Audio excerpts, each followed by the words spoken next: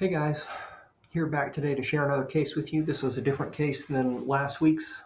This is a neuropathy case I wanted to share with you. Got a heart for neuropathy.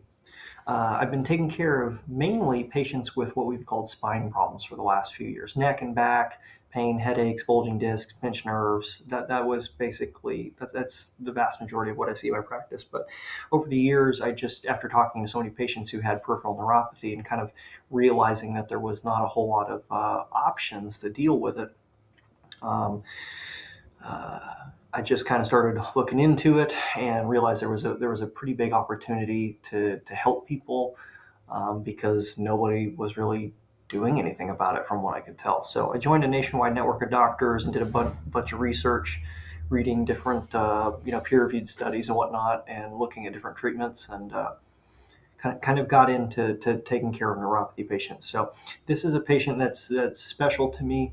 This is Candy. She came to us a couple years ago, and she actually rolled into our office with her brother. She was in a wheelchair at the time, and she basically came in and started telling me kind of the standard, or at least what I thought initially was going to be the standard neuropathy symptoms. She said, I got burning and numbness and tingling, pain in my feet, my lower extremities. This has been going on for a few years. Over the last few years, I've started to get some of the loss of sensation going on in my hands, and actually some in my face and my tongue, to the point where I don't really like the taste of food. I've kind of lost my appetite because I can't really taste anything. And long story short is this negative trajectory was kind of what was going on. Things were just getting progressively worse. She'd been to all sorts of different doctors, and they had basically indicated like, hey, I think they had recommended, basically trying to eat more food because she had lost like 100 pounds, I think, at this point. And but other than that, they just gave her gabapentin and wished her the best of luck. And so she actually at the time was living in New York, and she had gotten to the point where her neuropathy was so bad, and just lack of nerve function was so bad, she was losing strength in all of her extremities to the point where she couldn't walk. So she was basically chair bound, did not have a whole lot of great function, and basically her brother, who lived in South Florida, flew up and basically brought her down to South Florida. And he had heard about us, I think, or heard about us through the network of doctors that I'm with after he did some research that we could help with neuropathy. So she went from New York to South Florida with her brother, and her brother drove her up, and they rolled into my office and kind of told me her whole story. And basically, we were like, can you do anything about it? Can you help us? And I said, I don't really know if I can help you. This is pretty intense. This is pretty wild. I want to really kind of like temper your expectations, because it sounds like you have some pretty advanced nerve damage. So we use what's called the Toronto clinical scoring system to determine nerve damage and loss of function. So we went through, did all the testing on her to figure this out. It's nerve damage, at least the way that we have it on this chart here, is set up in like 4 different stages. She was actually in the permanent nerve damage, basically in stage 4. She had 90% functional loss, and so, which you could probably see on her whiteboard here. But basically she had 90% functional loss, and I was like, listen, I don't even know if I can help you at this point. Like, if we were in stage 3, we could probably do something, but stage 4, I mean, we're at the end of the track here. And so they basically had indicated like, hey, we'd rather try than just give up, because there's no other options out there. So I said, okay, fine, let's go ahead and give this a whirl. So we did a handful of different things to try to help. And basically nutritionally, we were really recommending like, hey, we gotta replenish some of the vitamins and minerals that you're missing. So we obviously recommended her to try to start eating, better, and eating anything. And then we gave her a handful of supplements just to kind of get the baseline going. And then we went through, we did neuromuscular reeducation in our office. We did some compression therapy with her feet and legs to try to help restore, blood flow, just in hopes of getting some better circulation. And then ultimately we ended up using infrared light at a very specific wavelength that's been shown to help basically regrow damaged tissues. capillaries and nerves and things like that. So we use infrared light, and then we also used an electrical stimulator at a very specific set of settings to basically help stimulate the nerves to regrow. And so that's basically kind of the short version. We did a couple other things, but I would say that was kind of the short version, or the main things that we utilized in her case. And this picture that I started us off with here of Candy is about, I think it's 60 days in. So this is after 60 days of treatment, doing treatment in office, treatment at home, and obviously trying to improve things nutritionally. And so we were so excited because at around the 45, 50-day mark, she was able to start standing again, and she actually walked into our office on day 60. Obviously, she wasn't cured at this point, but she had a pretty substantial improvement just within 60 days. At least we thought was substantial improvement. She was walking in, so we decided we had to get a picture of her. I wish I had a picture of her kind of at the end of the process, but we, like I said, we were so excited to see her walk in at that point. We felt like we had to get a picture at that point. But so she saw a substantial amount of improvement at 60 days, and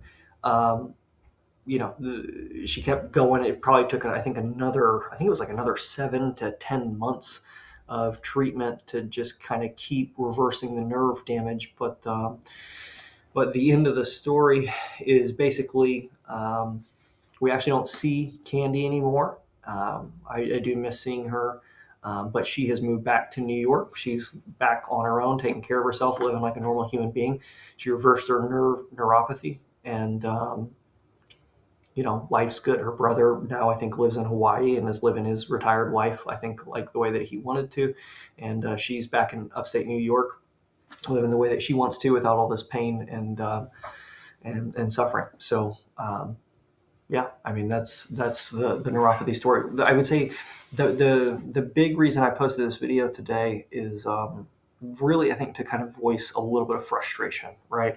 And this isn't coming from a standpoint of wanting to like blame anybody or like point fingers or anything like that, but the reality is insurance companies have gone out of their way naturally to kind of cut treatments that they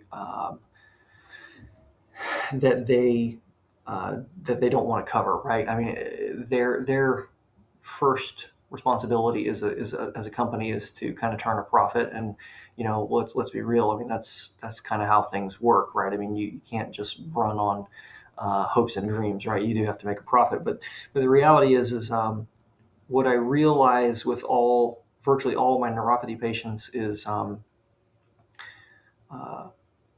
of their doctors really seem to know that there's treatments for neuropathy.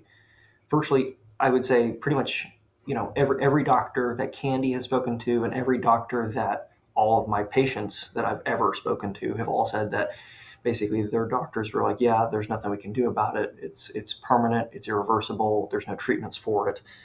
We can wish you the best of luck and give you some, gabapentin basically, or like a anticonvulsant or something like that, right? And so again, this is not like, oh, this is not a comment on like, are these doctors bad? Are they incompetent? No, that's not the case. I think the really where the hiccup is most insurance companies, they kind of, in my opinion, kind of hide behind the statement of saying like, oh, these treatments are, they're not medically necessary. They don't meet the standards of like medical rigor and criteria. They don't have enough research behind them yet, which I think is I don't think that's probably a fair shake. I mean, I'm sure it's a fair shake for certain treatments, but like for example, like some of the treatments that we utilize with Candy, we have literally hundreds of pages of research. And the reason I know that is because a lot of my patients come to me and they just don't even, half the time they don't even believe what I'm telling them. They're like, every doctor I've been to has told me that this is incurable. There's nothing you can do. And I say, hey, hold that thought. I've got a whole thumb drive of hundreds of pages of medical research that basically show the improvement with these types of problems. I'll give it to you. I'll give you all the peer-reviewed studies. And so we do that pretty regularly. Pretty much once a week, we're sending research to our patients before they even leave our office, just to say, hey, like, we're not the only people in the world doing this.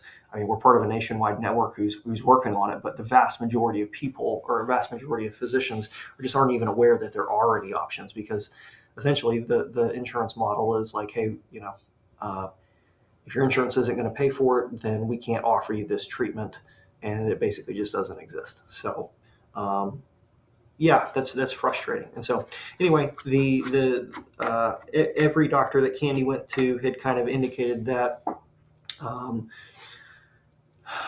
And it's just kind of heartbreaking. So anyway, I'm thankful for her brother. I'm thankful for her brother was able to go get her. He had the means to, and the gumption to go look and start researching and looking for alternative treatments, and was able to stumble across us. And we were able to help her. We were able to help get her life back, get both of their lives back, get her living back in New York, and just change the way that she felt for the rest of her life. I mean, basically, I have no doubt in my mind, this is 2 or 3 years ago, the trajectory that she was on. She had lost like 100 pounds, I think, over a period of like 6 months. I mean, she was spiraling fast, and I'm not trying to shoot my own horn or anything like that, but I would imagine that if she kept on the trajectory that she was on, she probably wouldn't even be here with us today. So I'm just really excited and passionate about some of these neuropathy patients.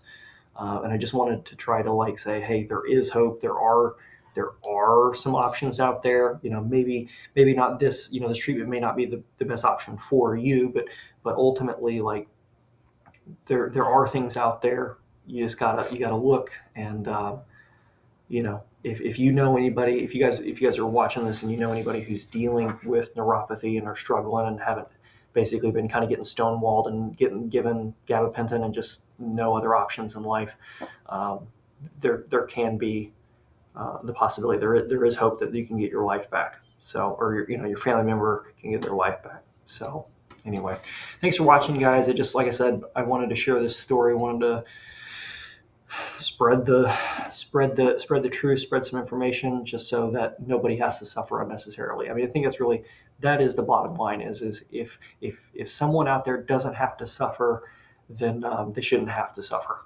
And I want